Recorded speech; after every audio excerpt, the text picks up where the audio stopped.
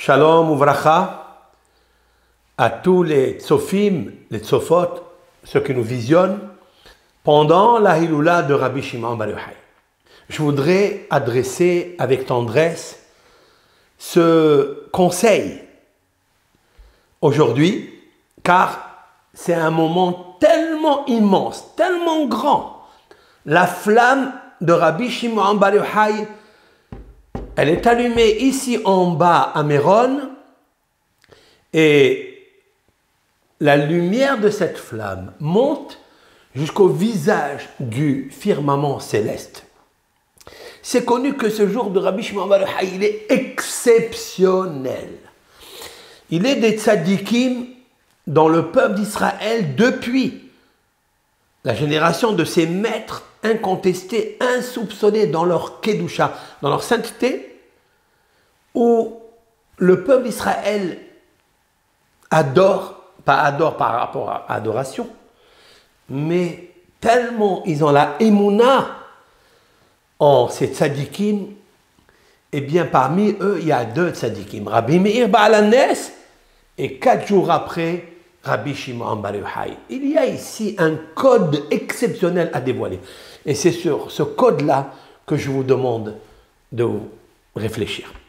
Rabbi Shimon Bar Yochai, alav shalom, ha-menorah ha-teorah, l'emblème,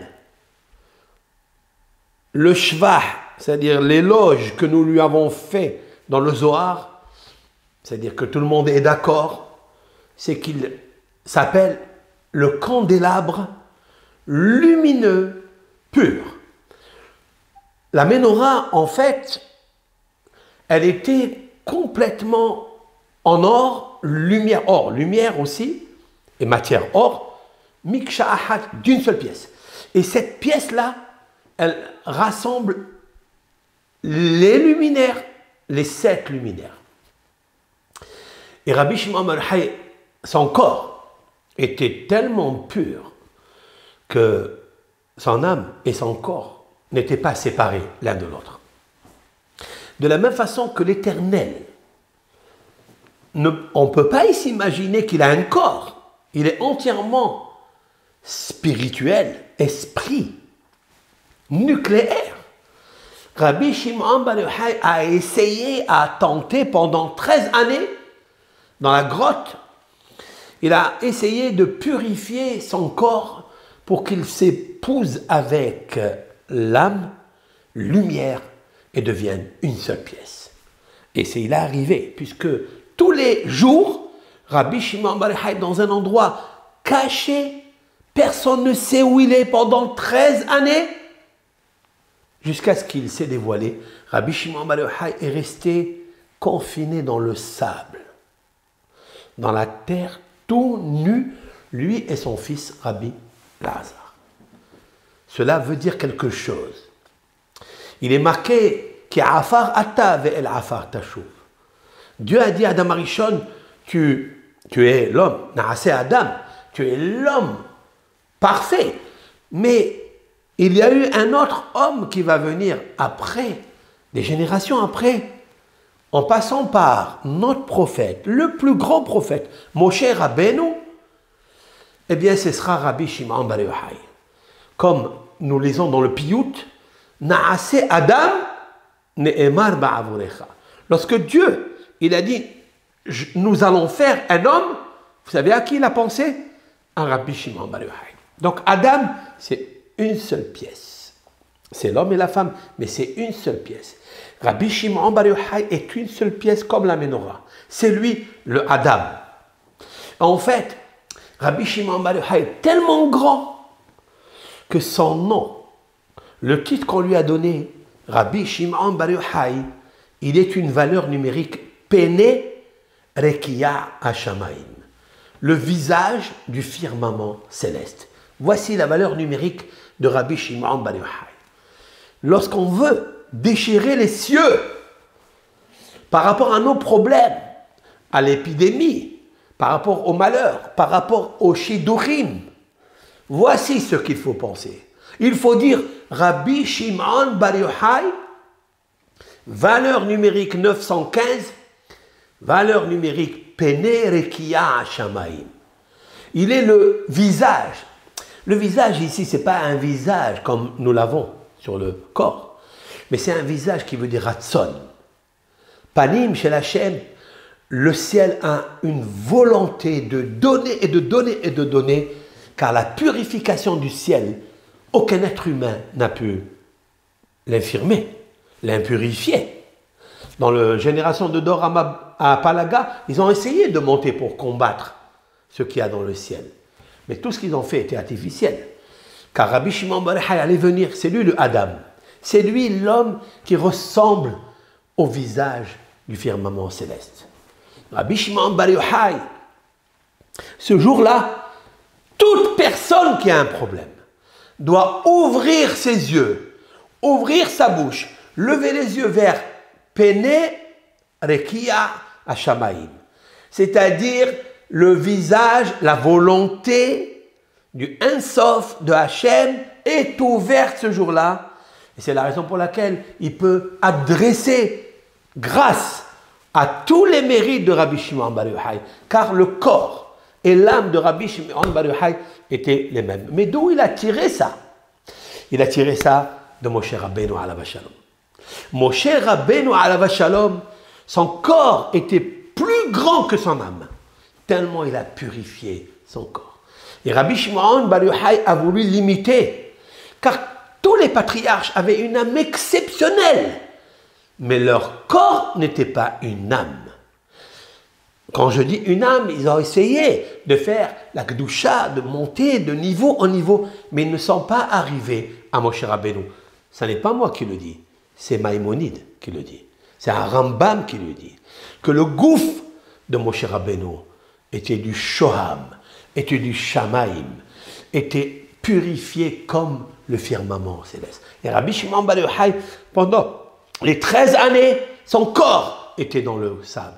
Et quand il est sorti, il avait des ulcères de partout dans le corps. Cela veut dire qu'il a tué, en fait, la peau du serpent, de l'impureté. Voilà pourquoi il a ramené le peuple d'Israël qui pèlerine à Méron, dans le nord, là-bas, d'Israël. Et ils sont 600 000 tous les ans. Cette année, ça sera un peu difficile. Mais Rabbi Shimon bar Yochai a ramené en fait le mont Sinaï de Moshe Rabbeinu. Comment il a réussi? Ce jour-là du mont Sinaï, tous les corps avaient guéri parce qu'ils ont évacué, injecté l'intromission du serpent. Le poison du serpent n'existait pas. Rabbi Shimon bar Yochai, il a fallu pour lui 13 années de combattre la source du serpent, le sable, la terre. Et il a réussi grâce à ses efforts inouïs, insoupçonnés, incommensurables. Quand on prie ça. La valeur numérique de Rabbi Shimon bar Yochai, 915, est la même valeur numérique que Hanahar HaShelishi, c'est-à-dire le troisième fleuve. De quoi s'agit-il? L'Éternel, au début de la création, il a créé le paradis, qu'on appelle le Eden, c'est-à-dire le Hidoun, la délicatesse absolue. Eden, c'est un fleuve. Venahar Yotse Eden, il y a un fleuve qui sort de Eden et les Hashkot et Tagan pour nourrir le jardin. Misham Pared, de là-bas, il se divise les Arba Arashim à 4 fleuves. C'est quoi ça? Alors, le premier fleuve, suivez avec moi. Shem Ahad, le premier fleuve s'appelle Pishon.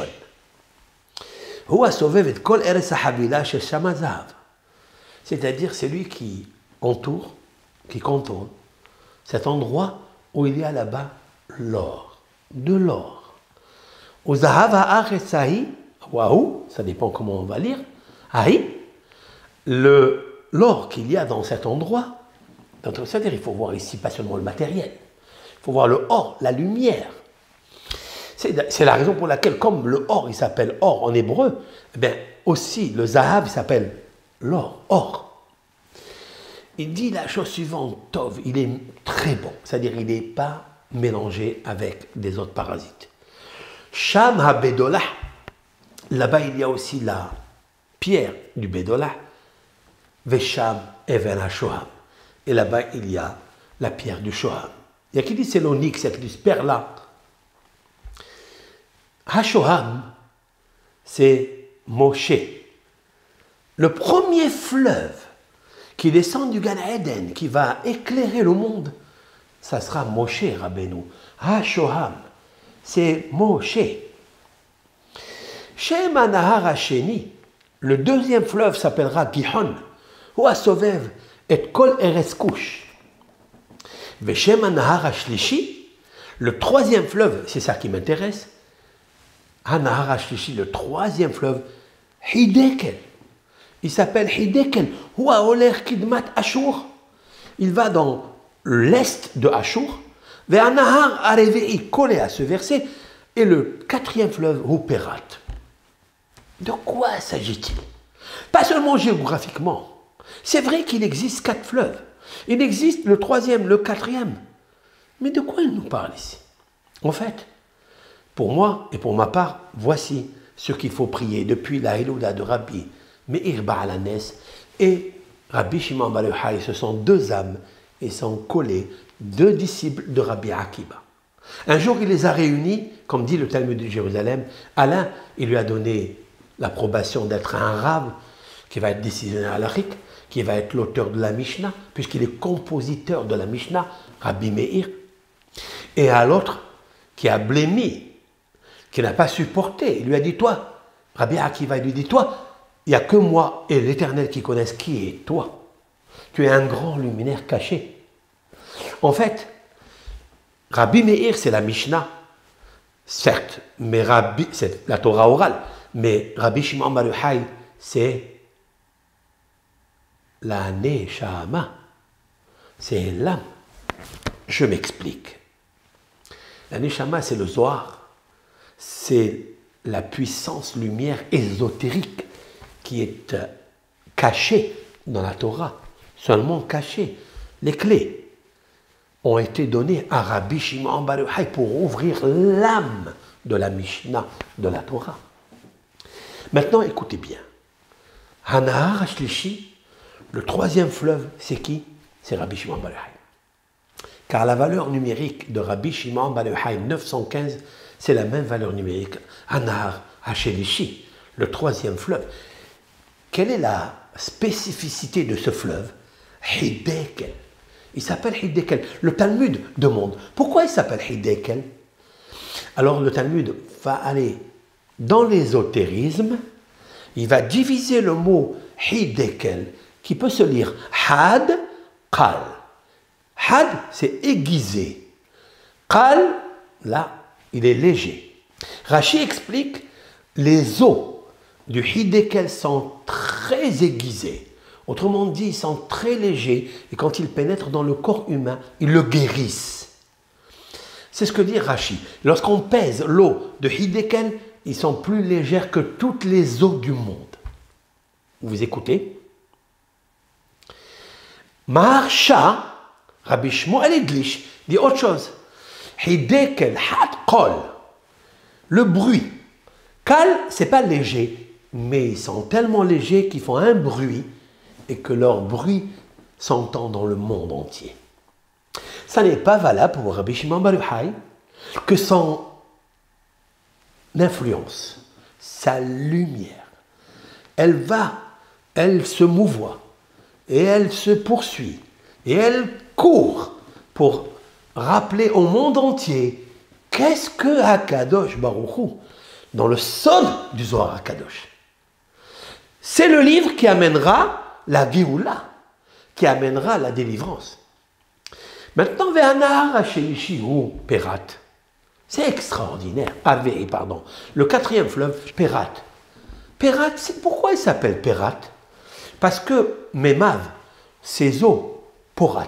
Porat, ça veut dire fructifier et multiplier. Comme nous avons dit par rapport à Yosef, dans la section Vayhi, Ben Porat Yosef, Ben Perat Yosef. Yosef est un homme qui fructifie, qui multiplie l'économie en Égypte, et le monde entier a réussi à recevoir la Parnassa grâce à Yosef.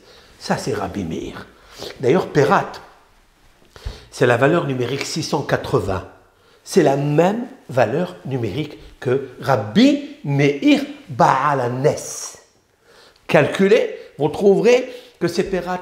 Pourquoi? Parce qu'il avait une force de multiplication, de fructification dans la Mishnah. Il pouvait, dans la Torah orale, il pouvait expliquer 49 facettes pour rendre impur quelque chose, et il peut le renverser 49 facettes de pureté, parce qu'il sait, Rabbi Meir, il est Perat, il est Poter.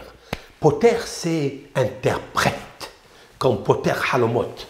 Et c'est là où ces deux luminaires se rejoignent dans le même verset. Ce sont des fleuves où tout le monde entier, et surtout je parle à Bnei Israël, ont besoin d'eux. C'est pourquoi Dieu, il a réuni la disparition de Rabbi Meir Baalanes, qui est donc le 28 Iyar, qui est cette Hiloula extraordinaire.